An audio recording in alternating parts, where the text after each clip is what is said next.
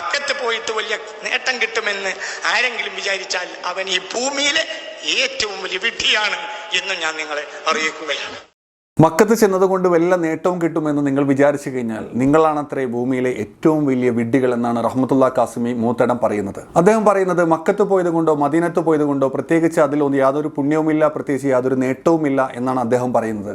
ഇദ്ദേഹത്തെ നമുക്കറിയാം, താൻ ഒരു വലിയ എന്തോ സംഭവമാണ് എന്ന് സ്വയം കരുതി പോരുന്ന ഒരു മനുഷ്യനാണ് ഈ പറയുന്ന റഹ്മത്തുള്ള കാസിമി മൂത്തടം എന്ന് പറയുന്നത്.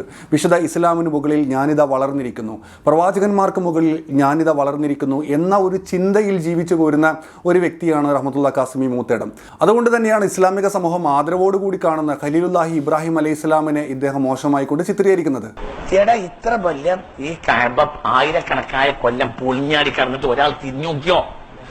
പറയടാ പോട്ടന്മാരെ പോലെ ഇരിക്കാതെ ഈ എത്ര നബിമാർ ഇവിടെ ഉണ്ടായടോ? തിരിഞ്ഞു നോക്കിയോ? ഇബ്രാഹിം അടക്കം തിരിഞ്ഞു നോക്കിയോ? അല്ല വലിയ ആളായി താങ്ങി പിടിച്ച് പറയണ്ടല്ലോ ഇബ്രാഹിം, തിരിഞ്ഞു നോക്കിയോ? നിങ്ങൾ വലിയ ആളായിക്കൊണ്ട് നടക്കുന്ന ഇബ്രാഹിം ഉണ്ടല്ലോ എന്നാണ് ഇദ്ദേഹം ചോദിക്കുന്നത്. ആ ഒരു വർത്തമാനത്തിൽ തന്നെ ഇദ്ദേഹത്തിന് അതിനോടൊക്കെയുള്ള ഒരു പുച്ഛം നമുക്ക് കാണാൻ സാധിക്കുന്നുണ്ട്.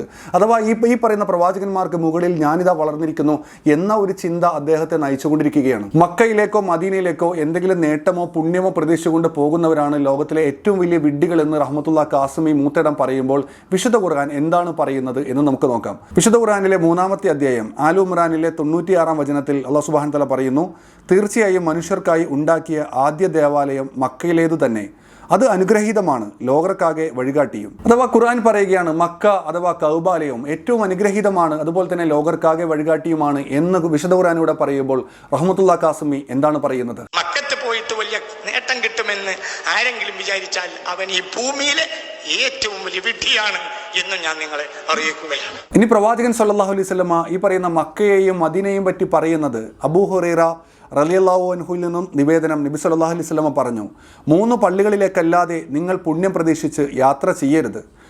അതിൽ ഒന്ന് മസ്ജിദുൽ ഹറാം, 2 പ്രവാചകന്റെ പള്ളിയായിട്ടുള്ള മസ്ജിദുൽ നബവി, 3-ാമത്തേത് മസ്ജിദുൽ അക്സ എന്നിവയാണവ. അഥവാ പ്രവാചകൻ സല്ലല്ലാഹു അലൈഹി വസല്ലമ നിങ്ങൾ പുണ്യം പ്രതീക്ഷിച്ചുകൊണ്ട് യാത്ര ചെയ്യേണ്ട 1-ാമത്തെ സ്ഥലമായി കൊണ്ട് പറയുന്നത് മക്കയാണ്, 2-ാമത്തേത് മദീനയാണ്, 3-ാമത്തേത് മസ്ജിദുൽ അക്സയാണ്, ഫലസ്തീനിലുള്ള മസ്ജിദുൽ അക്സയാണ്. അവിടെയാണ് റഹ്മത്തുള്ള കാസിമി ഈ പറയുന്ന സകല പ്രവാചകന്മാരെക്കാൾ മുകളിലാണ് ഞാനെന്ന ഭാവത്തിൽ അദ്ദേഹം പറയുകയാണ് മക്കയിലേക്കും മദീനയിലേക്കും പുണ്യം പ്രതീക്ഷിച്ചുകൊണ്ട് യാത്ര ചെയ്യുന്നതിൽ, നേട്ടം പ്രതീക്ഷിച്ചുകൊണ്ട് യാത്ര ചെയ്യുന്നതിൽ യാതൊരു അർത്ഥവുമില്ല, അങ്ങനെയുള്ളവരാണ് ലോകത്തിലെ ഏറ്റവും വലിയ വിഡ്ഢികൾ എന്ന് അദ്ദേഹം പറയുന്നത്. ഇനി അദ്ദേഹത്തിന്റെ പ്രഭാഷണത്തിൽ മറ്റൊരു കാര്യം കൂടി പറഞ്ഞു വെക്കുന്നുണ്ട്.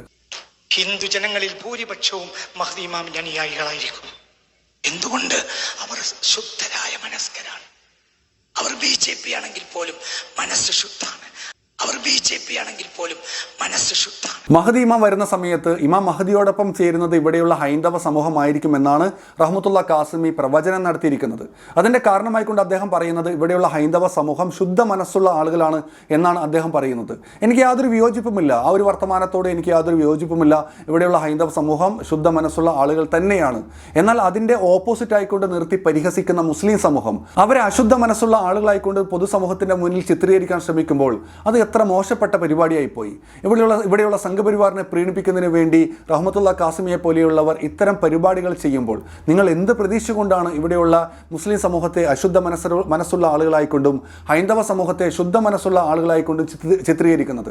എന്ത് നേട്ടമാണ് നിങ്ങൾ പ്രതീക്ഷിക്കുന്നത്? ഏതെങ്കിലും സംസ്ഥാനത്തെ ഗവർണർ പദവിയാണോ റഹ്മത്തുള്ള കാസിമി ആഗ്രഹിക്കുന്നത് എന്നെനിക്കറിയില്ല. എന്തായാലും മോശമായി പോയി.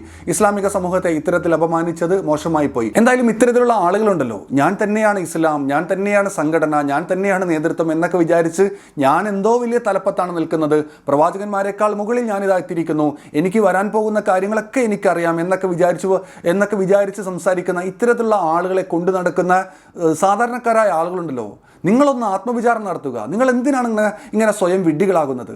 ഇത്തരത്തിലുള്ള ആളുകളെ ചുമന്നുകൊണ്ട് നടന്ന് നിങ്ങൾ എന്തിനാണ് ഈ പറയുന്ന കഴുതകളേക്കാൾ മോശമായി മാറുന്നത് എന്ന് മാത്രമാണ് എനിക്ക് ചോദിക്കാനുള്ളത്. നിർത്തുന്നു. അസ്സലാമു അലൈക്കും വറഹ്മത്തുള്ളാഹി.